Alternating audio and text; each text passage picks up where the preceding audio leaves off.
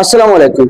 মই বৰ্তমান উপস্থিত আছো হোজাই জিলাৰ এখন ব্যক্তিগত খণ্ডৰ বিদ্যালয় নীলবাগান আৰু সেইখন বিদ্যালয়ৰ নাম হৈছে কলেজ আৰু এই কলেজৰ আজি যি সদ্য ঘোষিত উচ্চতৰ মাধ্যমিক চূড়ান্ত পৰীক্ষাৰ যি ফলাফল ঘোষণা হৈছে আৰু ইয়াৰ পিছত দেখিবলৈ পোৱা গৈছে নীলবাগানত এক আনন্দৰ জোৱাৰ উঠিছে যে কলেজত বিশেষকৈ শিক্ষক শিক্ষয়িত্ৰীৰ লগতে ছাত্ৰ ছাত্ৰীসকলৰ মাজত যি আনন্দ উল্লাস মই জানিবলৈ চেষ্টা কৰিম যে ইয়াৰ মাজতে এজন মছজিদৰ ইমাম আছে, হয়তো আপোনালোকক কোনোবাই মোৰ ভিডিঅ'টো পোষ্ট কৰাৰ লগে লগে সমালোচনা কৰিব পাৰে মই ইমামজনৰ ল'ৰাজনে কিমান শতাংশ নম্বৰ পাই উত্তীৰ্ণ হৈছে এইখন বিদ্যালয়ত কমাৰ্চত। গতিকে মই প্ৰথমত মই ছাৰৰ পৰা জানিবলৈ চেষ্টা কৰিম। ছাৰ, আপোনালোকে ভিডিঅ'টো স্কিপ নকৰিব, চাই থাকক। অতি কম সময়ৰ ভিতৰত মই শেষ কৰিবলৈ চেষ্টা কৰিম। ছাৰ, কি জনাব আজি বিদ্যালয়খনৰ ৰিজাল্টৰ বিষয়ে?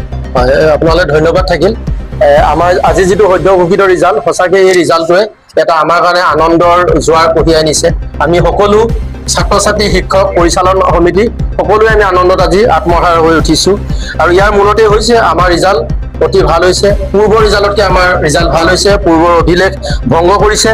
আমাৰ আজিৰ ৰিজাল্টত টোটেল এপিয়াৰত আমাৰ আৰ্টছ, কমাৰ্চ, ছায়েন্সৰ পৰা 226 জন হৈছিল। তাৰ ভিতৰত 208 জনে আমাৰ পাছ কৰিছে আৰু 5% হৈছে 92.03।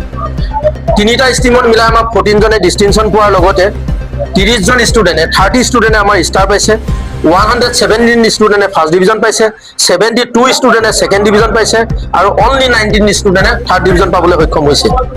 আমাৰ যদি চাওঁ যে গোটেই ৰিজাল্টটো যদি আমি এনালাইচিছ কৰোঁ, আমাৰ ছাবজেক্টবিলাকৰ ভিতৰত টোটেল ছাবজেক্টত আমাৰ 200টা আমাৰ লেটাৰ আহিছে ছাবজেক্টবিলাকৰ ভিতৰত। এইটো আমাৰ কাৰণে অতি ডাঙৰ এটা এচিভমেণ্ট বুলি আমি ভাবিছোঁ। আৰু যদি আমি ছাবজেক্ট ৱাইজত যদি লেটাৰ মাৰ্কছবিলাক চাওঁ, প্ৰতিটো ছাবজেক্টত আমি কিমান লেটাৰ মাৰ্কছ পাইছে আমি উলিয়াইছোঁ। অসমীয়াত পাইছে 27 জনে, ইংলিছত পাইছে 30, পলিটিকেল ছায়েন্সত 21, ইকনমিক্সত 3, এডুকেশ্যনত 11, অল্টাৰনেটিভ ইংলিছত 9, স্বদেশত 8, বিহুত 18, ফিজিক্সত 10, কেমেষ্ট্ৰিত 6, বায়'লজিত 20, মেথমেটিক্সত 3, একাউণ্টেঞ্চিত 4, বিজনেছ ষ্টাডিজত পাইছে 8 আৰু ফাইনেন্সত পাইছে 22।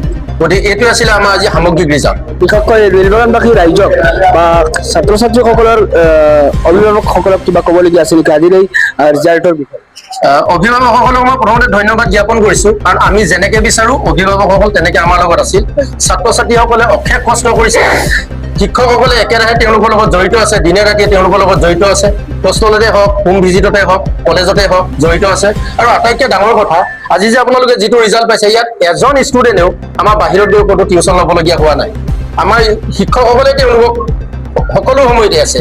কেতিয়াবা যদি কোনোবা ষ্টুডেণ্টে যদি কোনোবা শিক্ষকক কৈছে যে